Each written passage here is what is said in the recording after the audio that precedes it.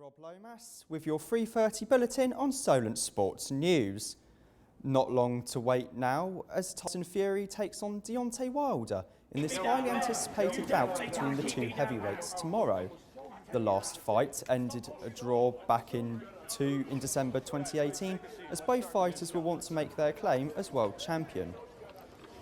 Fury and Wilder pushed one another in the pre-fight press conference. Eddie Jones has shuffled his backline ahead of their game against Ireland. Jonathan Joseph is set to win his 50th cap on the wing, while Elliot Daly moves to fullback and Manu Tulagi returns at centre. Ireland coach Andy Farrell knows all about this England side, with his son Owen captaining the team. Jones echoes this with compliments to Ireland's coaching setup. They're a very good team, extremely well coached. They'll bring their usual physicality. Under Andy Farrell, they've opened up their game a little bit. Yeah, they're a team we respect a lot. It's another big week for rugby as the Six Nations enters its third round of games. Wales hope their experience will give them the win against France, as their side becomes the most capped in Six Nations history with 859. Their opponents hope youth prevails as the France side, with a total of 234 caps, looks for their third victory in 3 matches. Coach Wayne Pivac is counting on the Welsh fans to be the extra man. Hopefully it's going to be massive. It's a fantastic venue. It's when it's 16 sold seconds. out, the atmosphere is electric, and we want those fans to be that 16th man for us. In local football news, our sports correspondent Danny O'Hara is joined by Alex Walker in the Spark, where he reflects on his side's second title in 2 seasons and if they got up to any mischief celebrating at Ascot last weekend.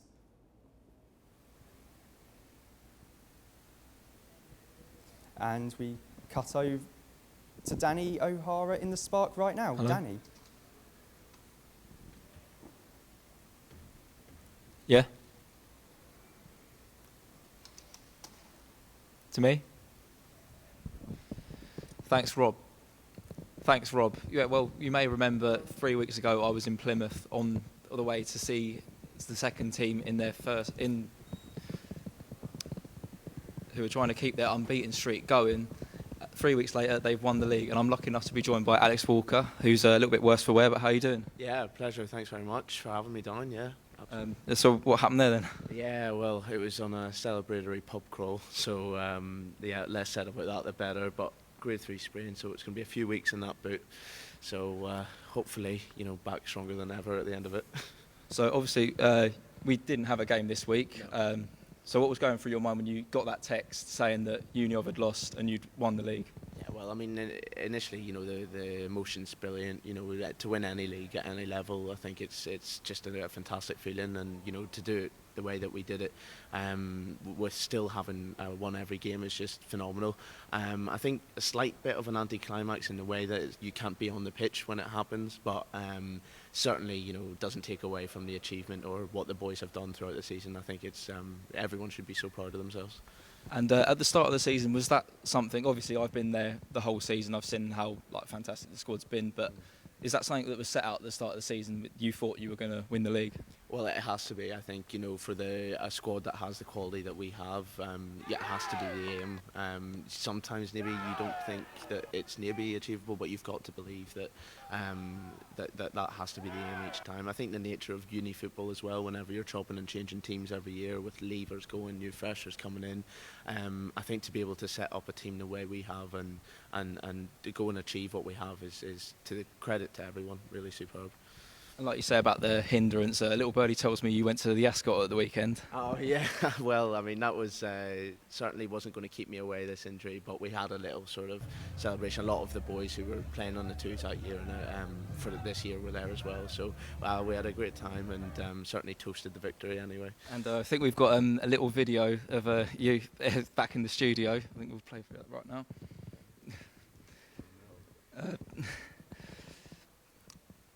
Back to you in the studio, Rob. Cheers. Thank you, Danny. Breaking news from Barcelona as the FIA plan to ban Mercedes' new steering device in 2021.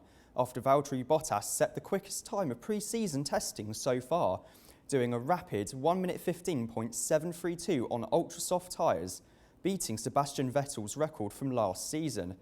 Bottas came second yesterday behind Mercedes teammate Lewis Hamilton and has continued today to showcase the high-tech advancements in their new state-of-the-art 2020 cars. The new Formula One season is coming up, with the Australian Grand Prix taking place on March the 15th in Melbourne. Joe Palignandi takes a look at how the teams are getting on. With the new Formula One season creeping ever closer, how are the teams preparing in their pre-season? McLaren unveiled their new MCL 35 model for the upcoming season. Drivers Carlos Sainz and Lando Norris attended the event. So I think ultimately there were certain targets based around what we learned from last year and where we found our weaknesses were that we really wanted to address, and we could see that some of those weaknesses were quite similar across the teams we were competing with when you look at the bigger three teams. So we've been looking closely at those kind of areas, and we have made some progress there. Alfa Romeo driver Kimi Raikkonen was fastest on the second day of the first pre-season test, beating Racing Point's Sergio Perez and Renault's Daniel Ricciardo. Mercedes debuted their new dual-axis steering system, with driver Lewis Hamilton finishing 9th in testing. McLaren also unveiled their new Lego car, made through their partnership with the toy company. The new F1 season promises to be an exciting one. Netball Super League star for Manchester Thunder, Laura Malcolm, has made a statement today highlighting the importance on mental health awareness in sport. The female athlete claims that looking after the mental health of sportsmen and women is more important than taking care of the body. Speaking on previous experience, Laura reflects on how big of a support she got from then manager Tracy Neville, following a family grievance, and how vital it is that similar support stays in place in the future.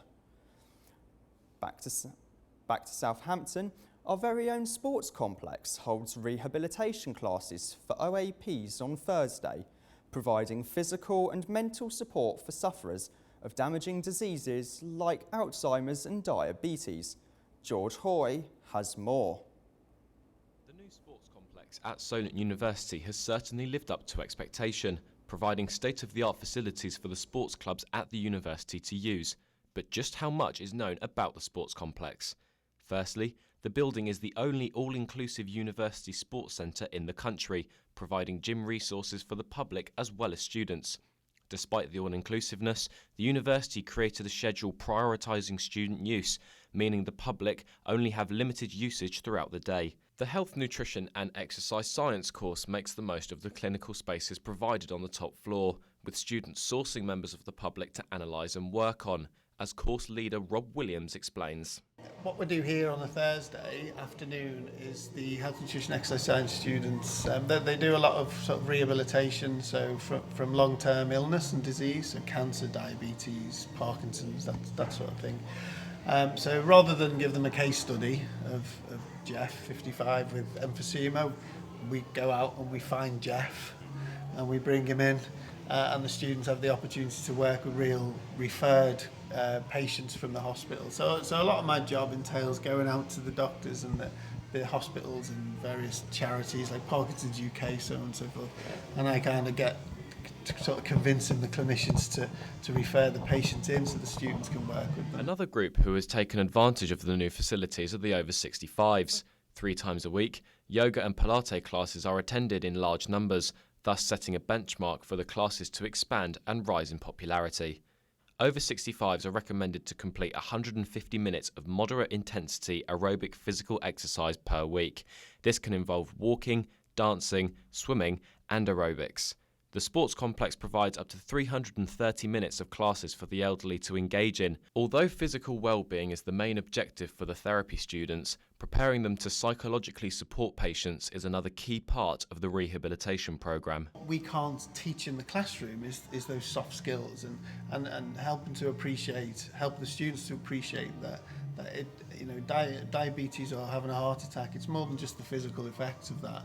There's a long journey after that. We work a lot with cancer patients, and I don't think there's a better example than cancer, really. It holds a legacy with you on somebody, and it gives the students a real opportunity to see that sort of, like you say, that social and psychological side of things. So what have we learnt about this sports complex? Well, its all-inclusiveness has brought a community together, with students and members of the public sharing their common interest. Over 65s are heavily involved in this complex as well, with specific classes set up for that age range to participate in. For students, the new and improved facilities have opened the door to maximise their sporting potential, and the sports and exercise therapy courses are taking advantage of the new clinical spaces on the top floor. Basingstoke Town Football Club have had their fair share of media attention. The team moved from the Camrose to Winklebury 10 months ago. Alex Hammond has been finding out the reasoning behind the move. Rain pours down. Basingstoke's old ground is left to rot after 70 years of memories, whilst the football team play their matches elsewhere.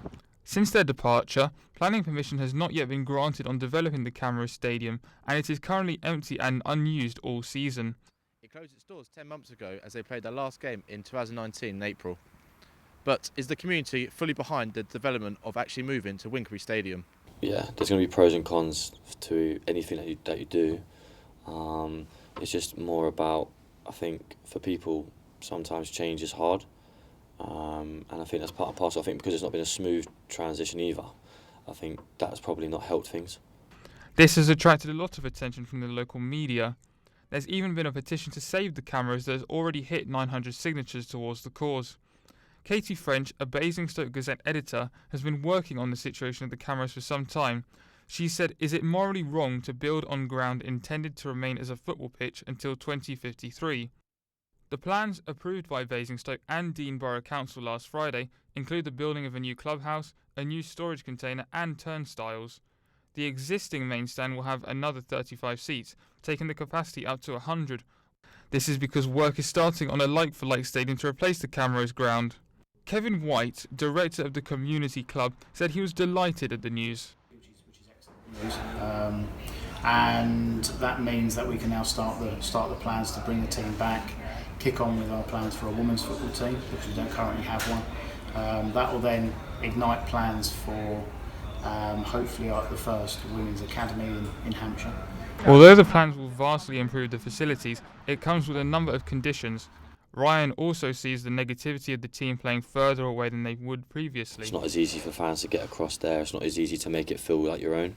You want to come obviously to a ground and it feel like your home ground, and you want to have that sort of environment and that sort of buzz and feel comfortable there. Whereas when you're having to travel to... The pitch in Winklebury Park is bordered by the Ringway to the east and the railway line to the south, limiting future development on the site.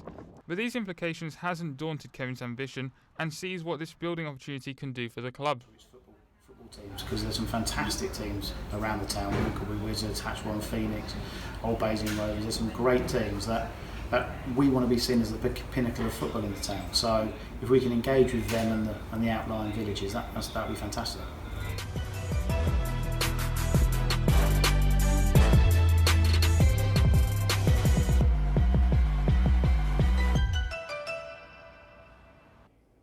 That's all from us. Thank you and goodbye.